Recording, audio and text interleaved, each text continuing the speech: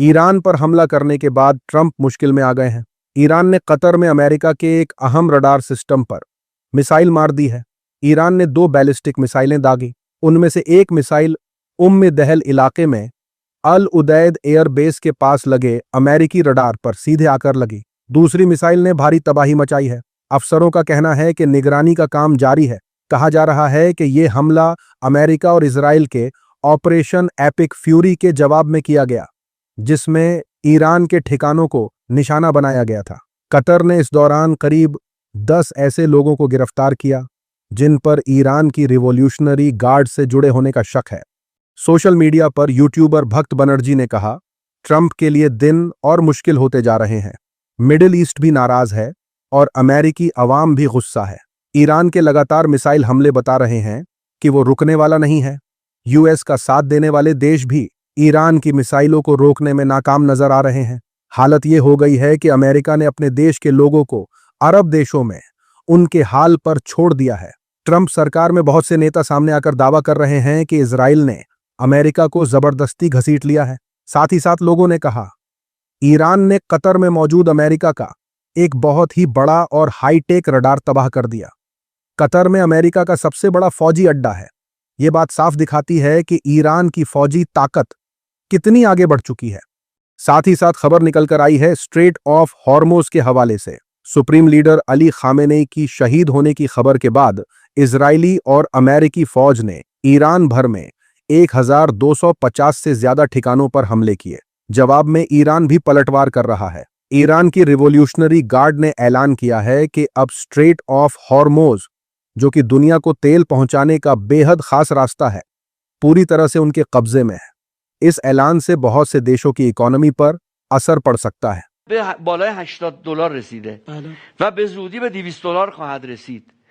उनका कहना है कि जो भी जहाज इस रास्ते से गुजरेगा उसे मिसाइल या भटके हुए ड्रोन से भारी नुकसान पहुंच सकता है।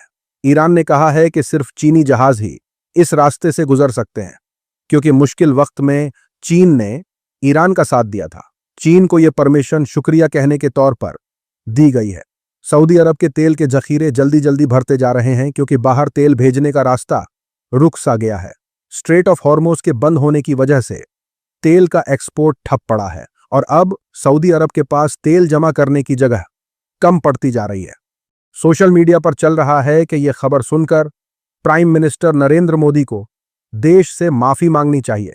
ऐसा माना जा रहा है कि इंडिया पर इसका असर बहुत ज्यादा पड़ेगा, क्योंकि तेल के दाम और बढ़ जाएंगे, जो कि पहले से ही आसमान छू रहे हैं।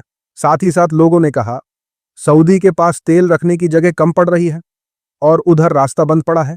यही अंजाम होता है जब कोई अमेरिका और इसराइल का पिछलग्गू बनता है। एक्सपोर्ट रुक गया, टैंक भर गए और मोहम्मद बिन सलमान अपने महल में परेशान बैठा है। ईरान ने पूरा खेल पलट दिया है। अब पूरी खाड़ी दबाव में है।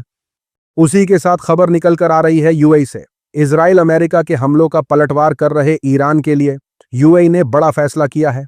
गल्फ न्यूज के हवाले से बताया जा रहा है कि यूएई ने फैसला किया है कि ईरान पर हमला यूएई की जमीन से नहीं किया जाएगा। यूएई का कहना है कि वो अपनी जमीन से ईरान पर हमला करने की परमिशन नहीं देंगे। यानी यूएई ईरान पर किसी तरह का हमला नहीं करेगा, सिर्फ डिफेंस करेगा। अरब देशों को समझ आने लगा है कि ना अमेरिका उनकी मदद करेगा और ना ही इजराइल उन्हें बचाएगा। सोशल मीडिया पर चल रहा है कि अमेरिका और इजराइल के लिए यह हैरानी की बात थी कि ईरान ने यूएई, सऊदी और कुवैत के खिलाफ जवाबी कार्रवाई कर दी। यूएई का सिक्योरिटी सिस्टम तो पहले ही इजराइल की घुसपैठ का शिकार बताया जाता है।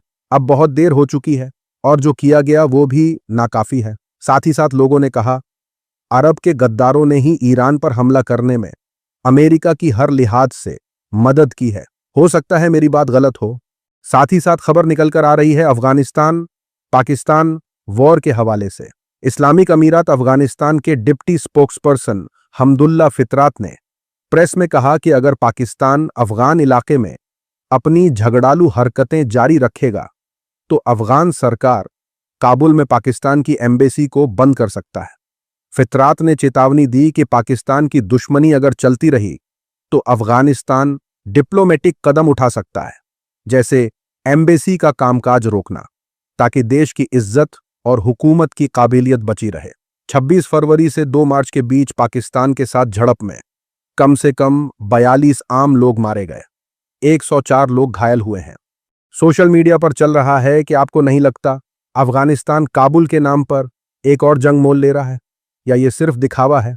साथ ही साथ लोगों ने कहा, मैं पाकिस्तान का सपोर्टर नहीं हूं, लेकिन मुझे लगता है कि यहां अफगानिस्तान को चांस नहीं मिलेगा।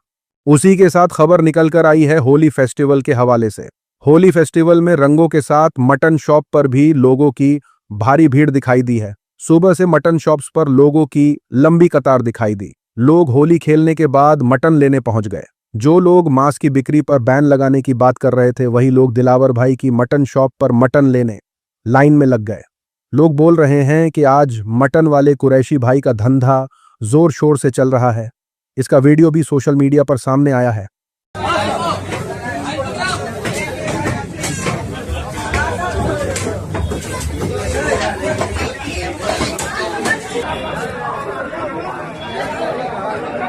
सोशल मीडिया पर चल रहा है कि अगर आज बजरंग दल वाले बाहर निकले तो शायद पब्लिक के हाथों पीट दिए जाएंगे। साथ ही साथ लोगों ने कहा, मांस की दुकानें बंद करवाने वाले बेरोजगार दल किधर है भाई। अगली अपडेट महाराष्ट्र से सामने आई है। ईरान पर अमेरिका और इजराइल के हमले के बाद पेट्रोल और डीजल महंगा होने या खत्म होने की खबरों के चलते महाराष्ट्र के परभणी जिले में वाहन मालिकों में डर फैल गया है। इसी डर की वजह से 3 मार्च को बड़ी तादाद में लोग पेट्रोल पंपों पर पहुंचकर पेट्रोल भरवाने लगे। शहर के लगभग सभी पेट्रोल पंपों पर लंबी कतारें देखी जा रही हैं।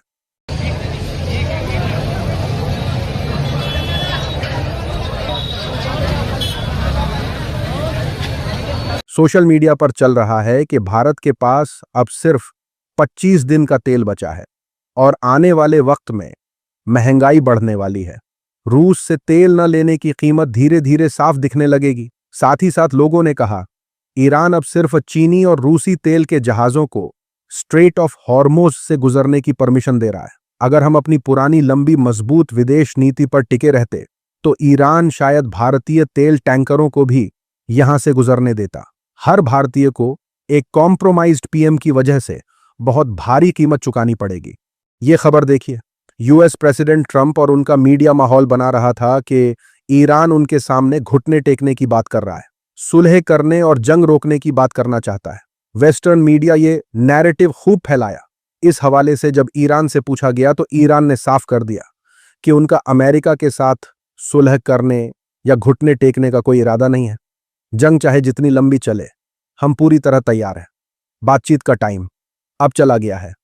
मरहूम supreme leader ayatollah Ali Khamenei के करीब रहने वाले ईरान के सीनियर अफसर मोहम्मद मुखबर ने इस बात को मीडिया के हवाले से कंफर्म किया है। ईरान ने साफ कर दिया है कि मिसाइलों के हमले जारी रहेंगे। सोशल मीडिया पर चल रहा है कि ईरान एक फारसी कौम है जहां लोग कदीम जमाने से जंग का तजुर्बा रखते आए हैं, इसलिए उनकी सोच और बहादुरी वाली जहनियत पर सवाल उठाने की जरूरत नहीं है। साथ ही साथ लोगों ने कहा, खामेनेई को टारगेट करना अमेरिका की जो सबसे बड़ी भूल थी। अमेरिका ने खुद अपना गड्ढा खोद लिया है। अमेरिका ने बेहया अंदाज में अपनी जंग में ईसा मसीह का नाम इस्तेमाल किया, जबकि ईसा खुद खून से इतना नफरत करते थे कि उन्होंने एक रोमानी सिपाही का वो कान फिर जोड़ दिया था जिसे उनके चेले ने काट दिया था। साथ ही साथ बॉलीवुड एक्ट्रेस जूही चावला ट्रोल हो रही हैं। ईरान क्राइसिस के चलते भारतीय रुपए पर भारी दबाव देखा जा रहा है। डॉलर के मुकाबले रुपया 79 पैसे कमजोर होकर 92.26 के सबसे नीचे लेवल पर फिसल गया है। इस गिरावट की सबसे बड़ी वजह क्रूड में आई तेजी है। इंटरनेशनल मार्केट में कच्चे तेल का भाव $85 तक पहुंच गया है। इसके अलावा इंपोर्टर की तरफ से डॉलर की खरीदारी से भी रुपए पर दबाव आया है। भारत अपनी जरूरत का 85% तेल इंपोर्ट करता है। ऐसे में अगर क्रूड महंगा होता है तो इंपोर्ट बिल बढ़ेगा और डॉलर आउटफ्लो तेज होगा, यानी रुपए पर आगे और दबाव देखने को मिलेगा। सोशल मीडिया पर चल रहा है कि जब डॉलर के मुकाबले रुपए की कीमत 53 रुपए थी तो एक्ट्रेस जूही चावला ने उस वक्त की सरकार को ट्रोल करते हुए कहा था कि शुक्र है अपुन के अंडरवियर का नाम डॉलर है, रुपी होता तो बार बार गिरता रहता। लोगों ने कहा कि अब तो रुपए की कीमत 92 के पार हो गई है। उम्मीद करते हैं इनका अंडरगारमेंट सेफ हो। साथ ही साथ लोगों ने कहा, चड्डी गैंग सिर्फ अपनी चड्डी के बारे में चिंता करता है, कभी देश की फिक्र नहीं करता। आज की वीडियो में इतना ही। अपनी राय सुझाव कमेंट में जरूर बताएं। मिलूंगा आप सभी से अगले वीडियो में। तब तक के लिए अपना ख्याल रखें।